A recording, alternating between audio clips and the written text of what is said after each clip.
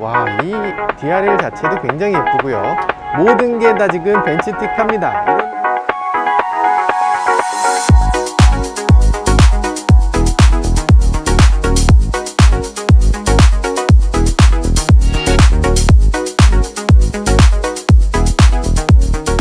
네, 지금 타고 있는 차, 이 EQA 같은 경우는 결국에 굉장히 우려가 되는 부분이 있을 거예요. 이런 송도 같은 데 산다 라고 하는 거는 사실 생활권의 상당 부분을 서울에서 하는 거죠. 서울로 출근을 한다거나 아니면 서울에 놀러 간다거나 영화를 보려고 해도 송도에서 영화 보지. 그러면 주행거리가 어지간한 사람은 하루에 그냥 100km 그냥 되는 거예요. 하루 100km씩 주행을 했을 때 만약에 서울 갔다가 어디 파주에 있는 친구를 만나고 다시 와야 되는 상황이면 200km 그냥 우습게 갑니다. 하루 주행하고 그날 저녁에 바로 충전하면 아무 문제가 없어요. 뭐 200km 300km 가도 이 차 충분히 커버할 수 있잖아요. 그런데 만약에 주행거리가 길고 그날 충전할 수 없는 부득이한 상황이 생겼다, 그럴 때도 버틸 수 있는가, 이게 관건이잖아요. 그래서 그래도 400km 정도는 주행해야 이런 것들이 정말 문제없이 그냥 아주 여유롭게 이렇게 탈 수 있지 않나 하는 생각이 들어요. 2일 아니면 3, 4일도 충전 안 하고 버틸 수 있는 정도, 그게 한 400km 같거든요. 근데 이 차는 400km를 달성했느냐? 못했어요. 300km대입니다. 아, 조금 짧은데 뭐 이렇게 생각되는데, 근데 메르세데스 벤츠 쪽에서 아니나 다를까 그것 때문에 여러 가지 테스트를 하고 있습니다. 서울에서 부산까지 막 달려보는 거죠. 달려보니까 400km 문제없이 가더라, 이런 얘기를 하네요. 저희가 이 차를 시승하기 시작하면서 끝날 때까지 충전을 안 하려고 해요. 충전을 안 했을 때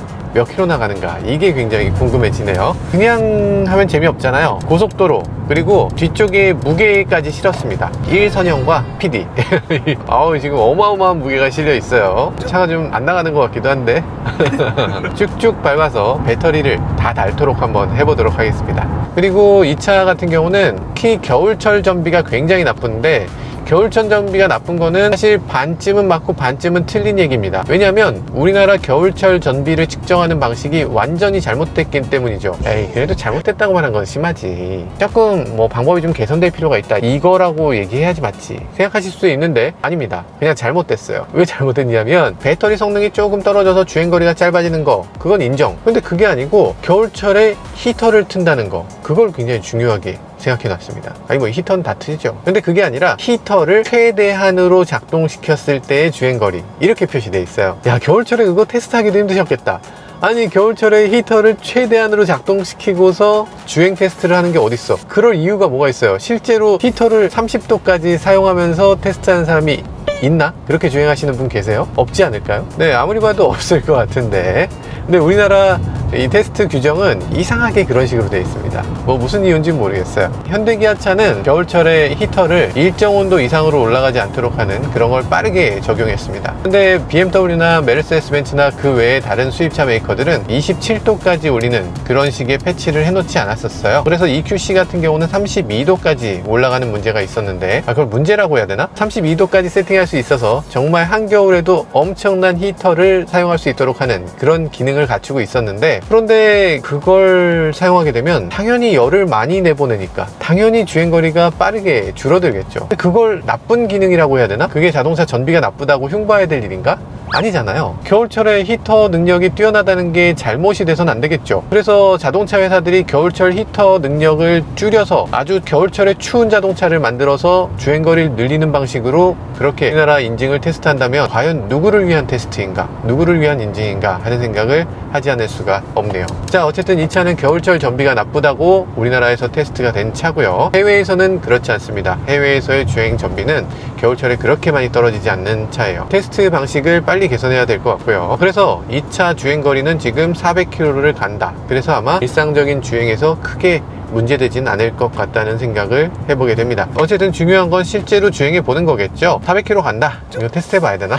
이거 테스트 못할 것 같은데? 저는 못할 것 같고요. 여러분들이 한번 테스트하고 그 결과를 알려주시면 좋겠습니다. 그러면 이 차는 정말로 그 배터리량이나 이런 게 다른 메이커들하고 똑같나 생각해보면 그렇지는 않습니다. 사실 배터리가 상대적으로 조금 작은 게 들어가기도 했어요. EV6 77kWh를 쓰고 있고요, 아이오닉 72kWh를 쓰고 있죠. 이 차는 66.5kWh를 쓰고 있습니다. 그러니까 상대적으로 다른 메이커들에 비해서 배터리가 좀 작은 건 사실인 것 같아요. 아 근데 길이 이렇게 막혀. 길이 막히면은 아 왜 충전이 되고 난리야. 이 상태에서 충전이 되고 있습니다. 이게 조금이라도 빈틈을 주면은 자꾸만 충전을 해요. 지금 보시면 이 계기가 가속할 때는 전기를 쓰다가 가속 페달에서 발만 뗐는데 이 정도로 충전해. 무한동력? 뒤쪽에 저희 무게짐이 약간 상태가 안 좋은 것 같아요.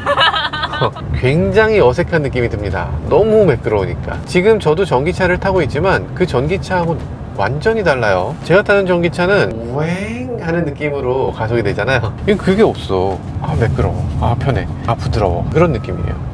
뭐를 해도 아 이거 벤츠구나, 요걸 해도 아 이거 벤츠네, 이렇게 모든 분야에서 벤츠를 느낄 수 있게 하는 거, 그게 EQA의 특징이 아닌가. 전기차지만 전기차라고 포커싱하지 않고 벤츠라고 포커싱한 거, 그게 이 포인트 아닌가 싶기도 합니다. 자, 이렇게 막히는 길에는 당연히 있어야 되는 게 있죠. 어댑티브 크루즈가 있어야죠. 어댑티브 크루즈 없으면은 이제는 이런 길을 어떻게 운전했나 싶어요. 어댑티브 크루즈 안 달린 차 타시는 분들 많으신데 아 정말 대단합니다. 존경스럽습니다. 이게 있어도 이게 짜증나는데 없으면 어떻게 운전하시지?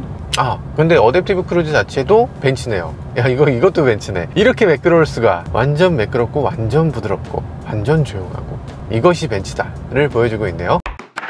요거 재밌죠? 계기판에 시계가 떠오르게 이렇게 할 수 있어요. 옛날 E클래스가 여기 시계가 있었거든요. 시계를 왜 계기판에다 집어넣지? 왜 그런지 모르겠지만 어쨌든 계기판에 시계가 들어있는 모델이 있었고, 포니도 여기 계기판에 시계가 있거든요. 그러니까 이거 포니 베낀 거 아니냐고. 그런가?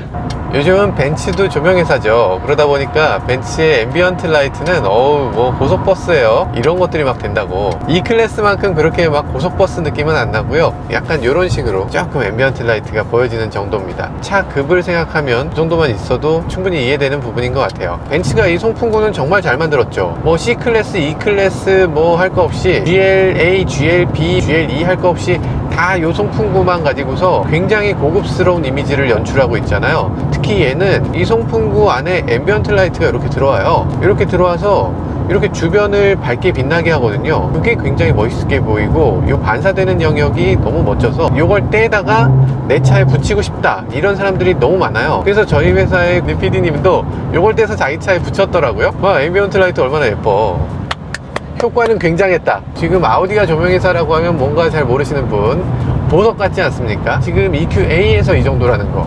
S클래스로 가면 이 조명이 어마어마해요. 차는 기본적으로 전륜구동 자동차고요. 아이오닉이라든지 이런 차들이 후륜구동으로 만들어진 것에 비해서 전륜구동이기 때문에 느낌이 다르긴 합니다. 그러니까 후륜구동 자동차들은 어쨌든 앞바퀴 쪽이 조금 더 샤프하게 움직이는 느낌이 들고, 그리고 그런 것들이 어떤 사람들에게는 굉장히 기분 좋은 샤프한 핸들링이다 이런 얘기도 하게 되는데, 근데 이 차는 그런 것들은 확실히 아이오닉 같은 자동차라기보다는 이 핸들링의 특성을 보면 확실히 전륜구동 자동차의 느낌을 조금은 느끼게 합니다. 그런데 한 가지 확실히 좋은 점은 전륜구동이라고 해도 이 유럽 사람들이 바라보는 자동차 만들기는 북미 사람들의 자동차 만들기하고 꽤 많이 지향하는 바가 달라요. 유럽 사람들은 자동차를 꼭 회전 반경을 일정 이상 좁은 공간에서 회전할 수 있어야 돼 라고 생각합니다. 그래서 자동차의 스펙을 얘기할 때 최소 회전 반경을 적어놔요. 좁은 골목도 잘 빠져나갈 수 있게, 아니면 주차하거나 출차할 때도 핸들을 적게 돌리고서 주차 출차를 할 수 있게, 이렇게 하는 걸 중요한 가치 중에 하나로 보는데, 미국 사람들은 그게 없죠. 미국은 일단 땅덩어리가 넓으니까 주차 공간 자체도 넉넉하고 굳이 뭐 최소 회전 반경 그게 자동차에 뭐가 중요해 라고 생각하는 거죠. 그러다 보니까 테슬라나 이런 차들을 보면 4차선 도로에서 유턴할 때 유턴에 조금 어려움이 있어요. 주차 출차할 때마다 조금씩 어려움이 있습니다. 왔다 갔다 해야 돼. 그런데 그 문제가 우리나라 아이오닉에도 있어요. 현대차가 차를 만들 때도 이 테슬라를 베이스로 놓고서 만들다 보니까 최소 회전 반경이 굉장히 큽니다. 휠 베이스가 3m잖아요 한 번에 유턴을 못하는 도로가 꽤 있어요. 근데 얘는 어떻게 만들어졌느냐, 이 EQA는 이 최소 회전 반경이 생각보다 엄청 좁습니다. 그래서 유턴하는 데나 차를 출차하거나 주차할 때 굉장히 여유있게 아주 좁은 회전 반경으로 핸들을 돌릴 수 있는 걸 볼 수 있어요. 비록 전륜구동이지만 엔진이 달려있는 전륜구동과는 달리 확실하게 이 휠하우스도 넓게 뽑아놨고, 그래서 좁은 공간에서도 이 자동차를 아주 자유롭게 움직일 수 있는 걸 볼 수가 있네요. 그렇죠. 아이오닉이 낫네. 프렁크는 아이오닉 윈이죠. 요만한 거 하나 이게 사실 이 차만 탔을 때는 뭐 그냥 무난하네, 얘는 좀 평범하네 할 수 있는데, 우리가 이 차만 탄 게 아니잖아요. 전기차를 지금 여러 타보고 있는데 이런 퀄리티의 전기차가 거의 없습니다. 특히 현대기아차가 요즘 내놓는, 어이구 가속감 봐라. 아이오닉 같은 차도 우리가 얼마 전에 시승했잖아요. 근데 아이오닉을 타봤을 때 느껴지는 그런 느낌, 아 이게 전기차는 어쩔 수 없이 조금 저렴한 차인가 보다, 고급감은 포기해야 되나 보다, 이렇게 생각을 했었는데, 근데 이 차를 타보니까 그렇지만도 않네요. 전기차지만 이 고급감을 충분히 유지할 수 있다는 거, 전기차기 때문에 오히려 더 조용하고 오히려 승차감이 더 좋을 수도 있다는 거, 그런 생각이 들게끔 그렇게 잘 만들어져 있습니다. 인테리어 요소에서도 전기차라고 해서 무슨 친환경 소재니 뭐 지속 가능성이니 이런 거 굳이 따지지 말고 그냥 좋게 만들어주면 되잖아, 그런 것들을 보여주는 대표적인 사례가 될 것 같습니다. 이게 어떤 애들은 되게 저렴한 차에서 우리 고급스러운 뭔가를 만들어 보자 해서 갑자기 어떤 부분만 되게 고급스럽고 나머지는 그냥 이상한 생 플라스틱이 그냥 막 나열되어 있는 차들이 있어요. 되게 많죠. 조화를 이루지 못하는 그런 차들 되게 많은데, 근데 이 차는 전체적으로 다 고급감이 일정 수준을 넘어섰습니다. 월등히 넘어서 있어요. 계기판이나 센터 디스플레이나 이런 것들이 이미 고급스러워. 고급감이 일정 수준 이상으로 올라서 있기 때문에 지나치게 화려하지 않게 전체적으로 약간의 액센트만 이렇게 줘도 이 차 전체가 충분히 고급감이 있게 이렇게 보여지는 것 같습니다. 과연 벤츠는 벤츠구나, 이게 벤츠여서 이 전체적인 부분이 다 조화를 이룰 수 있게 만들어진 거, 그러니까 좀 지나치게 튀는 부분이 있어도 아 벤츠니까 충분히 이해되지, 뭐 이런 식의 그런 인테리어의 조화를 보여주는 것 같습니다. 이게 바로 벤츠의 자산, 벤츠 브랜드가 가진 힘이 아닌가 이런 생각이 드네요. 저희가 최근에 벤츠에 좀 많이 실망을 했죠. 그치, 얘는 지금 기대를 하나도 안 했거든. 기대를 안 할 만한 게 차가 너무 쌌어요. 너무 싸서 아이오닉하고 비교했을 때도 오히려 어떤 모델에 비해선 더 싸다, 이런 얘기가 나오니까 아니 무슨 소리야, 현대 브랜드, 제네시스 브랜드도 아니고 현대 브랜드보다 벤츠가 더 싸다고? 그러면 야이씨 그게 벤츠가 뭐가 이상한 거지. 뭐 엄청 싼 깡통을 만들었겠네. 모터도 뭐 배터리도 뭐 모든 면에서 다 깡통이겠지, 탈만한 차가 아니겠지 라고 착각했습니다. 실제로 타보니까 이거 벤츠 맞아요. 이건 진짜 벤츠가 추구하는 그 모든 것들을 다 갖고 있습니다. 정숙하고 편안하고 우아하고 그리고 실용적이고, 이 모든 것들을 다 갖고 있는 게 영락없는 벤츠예요. 주행 감각에서도 벤츠가 추구하는 방향을 제대로 따르고 있습니다. 게다가 아주 이상한 점은 이 차가 EQA라는 점이에요. EQB도 아니고 EQC도 아니고 EQA인데 이렇게 넓고 이렇게 실용적이라고? 뭔가 이상하지. A를 이렇게 만들어놨으면 B는 어쩔 것이며 C는 어쩔 것인가, 이런 생각이 들죠. 우리가 GLB 처음 봤을 때도 사실 좀 말이 안 된다고 생각했죠. 왜냐하면 GLB인데 소형이잖아. 소형인데 3열이 있어. 3열이 있는 소형이 어딨어. 뭐가 좀 이상해. 크기가 너무 커. 정말 이상했던 GLB였습니다. 그런데 이 EQA도 보니까 A 전기차를 만들어 냈다는 건데, A 전기차를 이렇게 만들어 버리면 이거보다 작은 전기차 안 만들겠다는 건가? 이거보다 작으면 뭐라고 이름을 붙일 거지? 이 차의 기본 모델은 6천만 원이 넘지 않는 가격, 거기에 보조금까지 하면 4,700만 원? 뭐 이 정도의 벤츠의 SUV를 살 수 있다고 하니까 정말 엄청난 가격 경쟁력이 있다는 생각이 들고요. 그리고 이 차는 지금 6천만 원이 많이 넘죠. 이 차는 6,700만 원 정도 된다고 하는데, 기본 모델에서 한 단계 높은 AMG 팩이 있고요. 그 위에 AMG 팩 플러스가 있다고 해요. 근데 저희가 시승하고 있는 이 차는 AMG 팩 플러스에 가까운 가격이 6,700만 원이 조금 넘는다고 합니다. 그렇다면 가격 경쟁력이 없는 건가? 그렇지 않죠. 6,700만 원이 조금 넘는 금액인데 거기서 보조금이 1,000만 원이 조금 부족하나? 보조금이 1,000만 원 정도이기 때문에 실질적으로 구입할 때 가격은 5천만 원대 중반, 중후반 정도 된다고 볼 수 있겠네요. QA의 플랫폼 모델이 됐던 GLA하고 비교해도 GLA보다 오히려 가격 경쟁력이 더 있어 보이는데요. 같은 옵션의 GLA는 지금은 없어요. GLA에 도메스터를 집어넣는 방법이 없거든요. GLA의 최고급 버전으로 만들어 놓고 가격은 GLA하고 큰 차이가 없다는 점에서 QA의 가성비, 굉장히 높은 자동차라는 생각이 들기도 하네요. 좋은데? 주행 감각이 진짜 매력적이네. 이건 괜찮다. 하나 큰 단점이 있습니다. 아이오닉에서.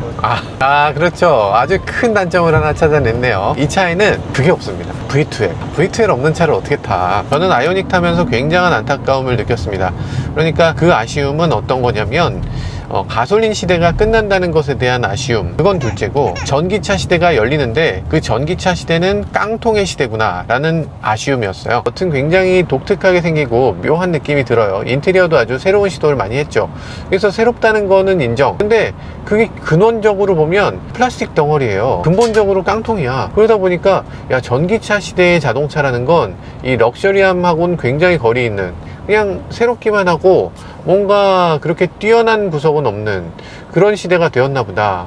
아쉽다 고 생각했었는데, 사실 이 차를 보니까 그렇지만은 않겠다는 생각도 들기도 합니다. 전기차 시대가 돼도 여전히 자동차라는 것을 바라보는 가치는 크게 변하지 않겠구나 라는 생각을 또 해보게 되네요. 자동차는 당연히 아름다워야 되고, 당연히 멋있어야 되고, 당연히 고급스러워야 되고, 당연히 많은 사람들이 만족할 만한 인테리어를 갖고 있어야지 좋은 자동차가 아닌가 라는 그런 근원적인 가치, 그런 것들을 보여주는 자동차라는 생각이 드네요. 근데 시트 포지션이 상대적으로 굉장히 낮네요. 너무 낮아서 이게 SUV인가 해치백인가 요게 조금 헷갈릴 정도의 높이에요. 예전에 탔던 니로하고도 비슷한 것 같아요. 한번 볼까? 저희가 원래 섭외력이 이 정도입니다. 니로 2대, 네, 니로 2대 비슷하네. 니로보단 약간 높은 것 같아요. 일단 스펙상으로도 니로보다 조금 높고요. 근데 니로 전기차하고 비교하면 대등한 것 같습니다. 이렇게 약간 차체가 낮고 좀 길고 넉넉한 공간을 가지고 있고, 이런 스타일의 자동차가 유럽에서 그렇게 인기가 있어요. 그렇기 때문에 니로도 딱 저런 스타일로, 저런 크기로 만들어진 거죠. 가장 유럽 사람들이 선호할 만한 그런 크기, 그런 디자인의 자동차로 만들어진 것 같습니다. 중반 가속에서도 가끔가다 깜짝 놀라게 할 때가 있어요. 이런 식의 가속이다가 풀 가속을 하게 되면 훅 이렇게 가속되는 거. 어떻게 된 거지? 기본적으로 이 차는 187마력을 갖추고 있습니다. 187마력이면 디젤 자동차들이나 뭐 가솔린 자동차 할 거 없이 유럽 자동차들이 다 그 라인에 맞추고 있죠. 어지간하면 180마력대. 이게 평소에 주행하던 그 느낌, 평소에 내가 타던 자동차의 느낌에서 크게 벗어나지 않는다는 것. 이게 전기차로 전환했을 때 차가 너무 달라버리면 이게 조금 위협이 느껴진다 이렇게 생각될 때도 있잖아요. 근데 이 차는 어쨌든 내가 평소에 타던 그 느낌 그대로 주행할 수 있다는 거, 그게 또 큰 장점이라는 생각이 들기도 합니다. 아반떼 계약하시면 이걸 저희 PD님이 아반떼 N을 요번에 계약하셔서 아반떼 프로 가격이라고? 아니 근데 아반떼가 N이 기름을 엄청나게 먹는 거 알고 있어요? 안 타면 안 먹죠. 안 타면 안 먹지. 다음 차는 이거 사야겠네. 시승하는 차마다 다 산대. 커브, 오우, 어떻게 이렇게 쏠림이 하나도 없죠? 무게중심이 굉장히 낮아서 차가 쏠림 없이 그냥 확.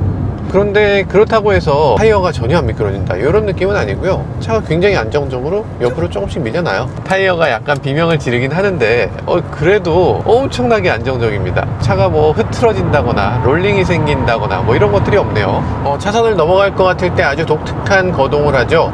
보통 다른 자동차들은 차선을 넘어갈 것 같다 그럼 그걸 막아줄 때 넘네요 라고 하고서 핸들을 싹 돌려주는 그런 기능들이 많이 있죠. 근데 얘는 물론 핸들을 돌려주는 기능이 있어요. 근데 야, 이건 차선을 넘는 게 아니고 진짜로 위험해. 중앙선을 넘고 있어. 사각지대에 차가 있어. 너 이대로면 박을 것 같다. 이런 경우에 핸들을 이 사람이 꽉 붙잡고 앞으로 가고 있어도 차를 틀어줍니다. 어떻게? 브레이크를 작동시켜서, 브레이크를 작동시켜서 이쪽으로 넘어갈 것 같으면 반대쪽 브레이크를 작동시켜서 차 전체를 이렇게 틀어버려요. 이렇게 틀기 때문에 처음에 좀 이질감 같은 게 좀 느껴지기도 합니다. 오른쪽으로 이렇게 뒤틀리는 것 같아. 이런 느낌이 들기도 하는데 그거는 긴급한 경우에 이렇게 틀어주는 거기 때문에 일상적으로 그렇게 많이 경험할 일은 아니지만 필요한 경우에 안전을 위해서는 꼭 이 정도 해줘야 된다 이런 걸 적극적으로, 예전 S클래스에 있었던 이런 기능들을 적극적으로 전 차종에 넣은 걸 볼 수가 있어요. 너무 매끄러운, 어떻게 이렇게 아무 소리 안 나. 정말 아무 소리도 안 나서 정말 이상합니다. 정말 이 팬 소리는 나는데 이 외에 차가 주행하면서 내는 소리가 너무 안 나. 모터 소리 일단 거의 안 나고요. 이 노면 소리도 너무 억제했어. 노면 소리도 진짜 꽤 억제가 돼 있고요. 이 타이어 부르는 소리만 들리네요. 유리는 이렇게 조용한데 사실 보면 유리는 이중접합도 아니거든요.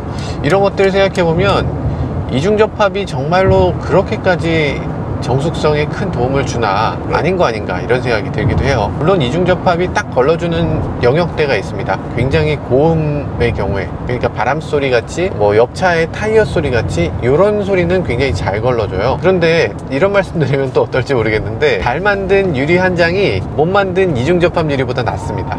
일부러 놀란 안 만드시. 테슬라의 이 단일 유리가 오히려 어지간한 이중 접합보다 나아요. 유리가 단순하게 이게 한 장, 두 장 요것만 있는 게 아니고 유리 자체에 두께도 있잖아요. 두께가 또 얼마나 두꺼운가 이런 것들도 꽤 중요합니다. 두께가 얼마나 두꺼운가 이런 것들도 중요합니다. 그리고 사실 유리 자체에서 들어오는 음도 있겠지만 그 가장자리에 어떤 식으로 기밀성을 유지하는가, 웨더 스트립을 어떻게 짰는가 이런 것들도 굉장히 중요한 요소이기 때문에 단순하게 유리가 몇 장으로 돼 있냐 요것만 볼 건 아닌 것 같아요.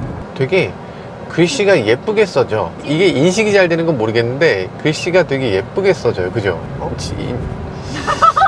자꾸 놀라면 안 되시네.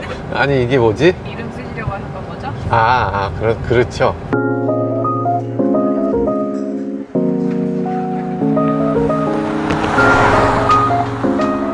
정말 오랫동안 열심히 달렸어요. 열심히 달려서 주행 가는 거리는 이제 29km 남았습니다. 한 300km 조금 넘게 주행했는데 29km 남았으니까 실제로 이 차의 주행 가는 거리 한 300km 조금 넘는 것 같아요. 제가 뭐 조금 과격하게 달리기도 했고 여러 가지들을 테스트한다고 뭐 가만히 서서 이렇게 에어컨을 켜놓기도 하고 뭐 이것저것 하다 보니까 그 정도 주행 거리 나오는 게 뭐 당연하게 보이긴 합니다. 다른 기자들이 테스트 해본 거 보니까 공인인증거리보다 월등히 더 잘 나오는 경우도 있었다고 하는데 그건 아마 장거리 주행이기 때문에 그랬던 것 같아요. 서울에서 부산을 가는 형태 이렇게 하면 생각보다 엄청 먼 거리를 갈 수 있어요. 가장 나쁜 상황은 아무리 전기차라고 해도 막히는 길 이게 나쁘고요. 그리고 에어컨과 히터를 적극적으로 쓰는 경우 이게 나쁘고 그리고 또 가장 나쁜 건 정해진 제한 속도보다 높은 속도로 주행하는 거 예를 들면 뭐 130km 이상으로 주행한다거나 전기차는 그냥 비례적으로 툭툭툭툭 떨어져요. 정속주행, 고속도로 제한 속도를 지켜서 주행하는 거 이게 전기차엔 되게 중요한 요소입니다.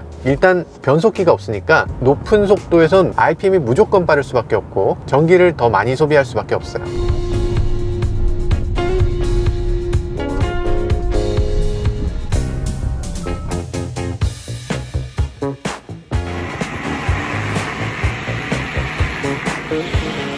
네, 이곳은 정말 아름다운 곳이죠. 메르세데스 벤츠 EQ가 자랑하고 있는 EQ존이에요. EQ 충전소입니다. 우리나라에서 이렇게까지 충전소에 투자를 많이 하는 회사가 없기 때문에 이런 걸 보면 굉장히 좀 색다른 느낌도 들기도 하고 기분이 좋아지기도 하네요. EQ에 대한 자부심, 자긍심 같은 게 생기기도 합니다. 사실 거리는 좀 있지만 주변에 아무도 없지만 마스크를 끼고 진행하도록 할게요. 야, 일단 외관이 정말 예뻐요. 정말 예쁘고 일단 충전을 꽂아 놓고 얘기하죠. 테슬라는 이렇게 급속 충전을 바로 할 수 있는 툴이 없죠. 테슬라가 여러 가지 급속 충전, 슈퍼차저 아주 좋은 시스템을 만들었지만 그럼에도 불구하고 우리나라의 대부분은 아직도 이런 기존 급속 충전기를 쓰고 있기 때문에 이게 뭐 사용하기 좀 불편하다는 건 분명히 있어요. 굉장히 무겁고 끼우기 쉽지 않고 이런 부분은 있는데 일단 꽂을 수 있는 충전소가 많다는 게 장점입니다. 이런 롯데월드타워나 이런 데 오면 여기서 그냥 충전을 바로 해버리면 되는 거죠. 그리고 완속 충전기도 이런 식으로 급속 충전과 완속 충전 중에 어떤 게 더 좋다? 둘 다 필요하다. 이렇게 밖에서 충전하는 경우에 급할 경우에만 급속을 쓰는 거고 보통의 경우는 아예 그냥 긴 시간 동안 주차하면서 천천히 충전하는 게 더 유리하다. 왜냐하면 차를 안 빼도 되니까. 그런 것들을 여러분들은 이제 다 아시죠? 이 영상 보시면 이제 다 아실 수 있을 겁니다. 자, 그래서 메르세데스 벤츠의 이런 충전 시스템 그냥 충전이라는 게 단순하게 자동차에 기름만 넣는다 뭐 이런 것하고는 전혀 다르죠. 이 충전 자체가 스스로 하는 거기 때문에 사용자 경험을 더 향상시키는 데도 큰 도움이 되는 역할을 해줍니다. 자, 그리고 이 차의 외관을 살짝만 살펴보면요 생각보다 굉장히 멋져요. 우리가 이미 어느 정도 외관을 봤지만 평소에 봤던 것보다 더 멋진 부분이 있는 것 같아요. 헤드램프 앞쪽으로 이렇게 라인이 쭉 이어지는 거 DRL 자체도 굉장히 예쁘고요. EQA가 사실은 GLA하고 쌍둥이 차잖아요. GLA의 전기차 버전이라고 할 수 있는데 이런 라인이라든지 이 앞에 있는 이 그릴이라든지 이게 GLA하고 비교되지 않을 정도로 훨씬 고급스럽게 보이는 그런 요소들을 갖추고 있습니다. 색상도 지금 이건 무광 그레이를 사용하고 있는데 무광 그레이 같은 경우에 보시다시피 예뻐요. 예쁩니다.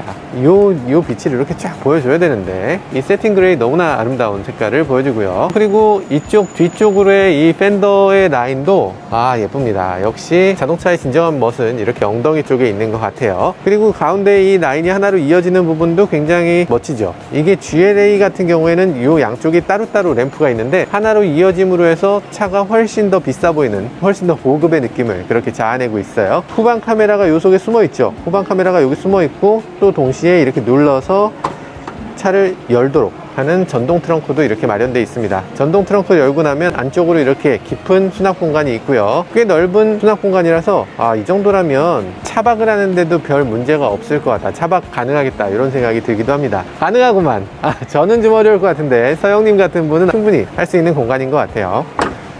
벤치티켓, 모든 게 다 지금 벤치틱합니다. 라인 하나하나, 이런 표면 하나하나가 너무 벤치틱한 거죠. 단단한 느낌, 어떻게 이렇게 단단하고 어떻게 이렇게 완벽한 느낌이 드는 게 하는지 그걸 잘 모르겠어요. 어떤 이유에서 이렇게 벤츠는 벤츠스럽고 뭐 아주 작은 차이인 것 같은데 그 차이를 넘기가 그렇게 쉽지 않은 것 같기도 합니다. 공력 휠에 대해서는 여러 가지 얘기들도 있고, 저도 사실 이 공력 휠에 대해서는 조금 아쉽게 생각되기도 합니다. 이 공력 휠의 가장자리, 이 부분이 지금 끼로 돼 있잖아요. 뭐 플라스틱처럼 저렴한 소재가 아닌데, 그런데도 불구하고 이 부분이 굳이 있음으로 해서 고급스러움이 조금 덜해지는 그런 휠로 보여지기도 합니다. 그냥 살이 있는 것에 비해서 이것만 있어도 조금 덜 예뻐, 좀 아쉬워, 그런 생각이 들기도 하고요. 어쨌든 타이어가 승차감 위주의 타이어이기 때문에 약간 공기가 들어가는 영역이 많고 휠의 사이즈는 조금 작은 그런 면을 볼 수가 있어요. 그럼에도 불구하고 전체적으로 봤을 때 이 차의 어떤 디자인 너무 예뻐. 와, 내 스타일이야. 와, 드림카 까지는 아닌데, 그런데 어쨌든 어느 것 하나하나를 놓고 봐도 아무리 작은 면을 쪼개서 봐도 이 차가 벤츠라는 걸 누구나 알 수 있고, 어떻게 봐도 고급감을 느낄 수밖에 없는 그런 요소들을 가득 채워놓고 있습니다. 아마 다른 어떤 브랜드도 벤츠처럼 이런 고급감을 자연스럽게 녹여내는 그런 브랜드는 없지 싶어요. 자, 인테리어로 넘어가면 그게 조금 더 강조됩니다. 이것이 벤츠다라는 걸 보여주는 것 같아요. 이 버킷 시트라든지, 벤츠는 말하자면 나의 밤은 당신의 낮보다 아름다운 거죠. 이렇게 보면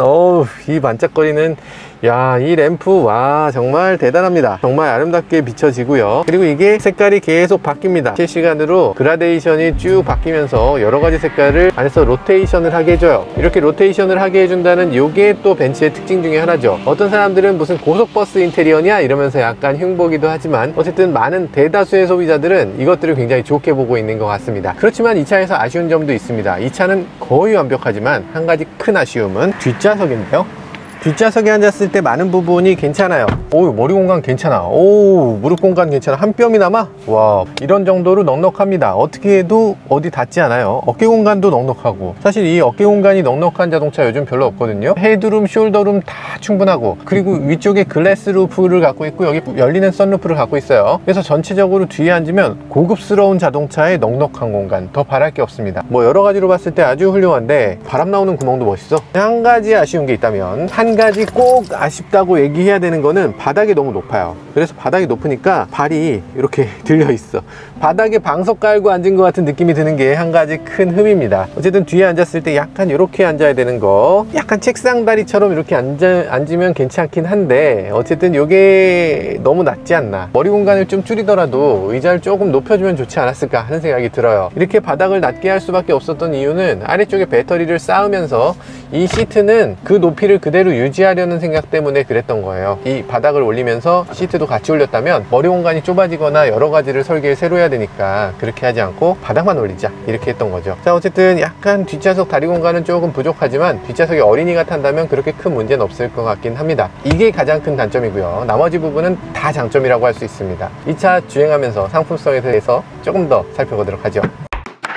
네, 요즘 들어서 자동차 업계에서 생태계 교란종이란 말을 많이 쓰죠. 다 잡아먹어, 짜증난다, 이런 얘기도 있는 것 같아요. 솔직히 말해서 이 차를 처음 보고서 굉장한 충격에 빠졌습니다. 정말 많은 사람들이 충격에 빠졌죠. 특히 아이오닉의 가격을 책정한 사람은 정말 큰 충격을 받았을 것 같아요. 아니면 테슬라 모델3 롱레인지하고 가격이 똑같다니 너무 큰 문제 아닌가 하는 생각이 들어요. 아니, 이 가격이면 벤츠를 살 수 있는데 그거를 이길 수 있는 방법이 과연 아이오닉에 있을까 하는 우려도 생길 정도로, 실제로 이 차를 주행하고 시승해 보니까 업계에 큰 충격을 줄 만한 그런 큰 사건이라는 생각을 해보게 됐습니다. 전기차라면 당연히 뭔가 아쉬워야지, 전기차라면 좀 참고 타야지, 이런 생각들을 했던 사람들 모두가 아마도 이 차를 본 이상 전기차가 뭔가 실망스럽더라도 참고 타는 차가 아니라 기존 자동차와 똑같이 많은 것들을 기대하게 만드는 자동차라는 걸 알게 됐으니까요. 지금까지 저는 모카 김한용이었습니다. 감사합니다. 아이오닉 어떻게 팔아? 할인해서 팔면 돼요. 아이오닉 할인? 할인 들어가야 되나? 아니, 국산차를 할인해 줘야 되나 이제? 아니, 이런 고급감을 다른 메이커가 어떻게 만들어내죠? 이런 느낌을 어떻게, 이런 거를 아이오닉하고 비슷하다고요? 두 개 연결돼 있는 거? 아이오닉이 디스플레이가 더 크지. 아이오닉이 더 크네. 아이오닉 여기 넓다? 빈 공간 있다? 핸들부터가 너무 차이 나는 거 아니에요? 그래? 트렌드에 안 맞는 거야? 가죽 친환경 모르나 봐. 가죽 막 도배하고 막 스티치 막 하고 이거 친환경적이지 못한가? 플라스틱으로 만들었어야 되는데 벤츠가 뭘 모르네. 벤츠가 벤츠지. 야, 이거 뭐 다른 할 말이 없네. 할 필요가 없네, 다른 말을.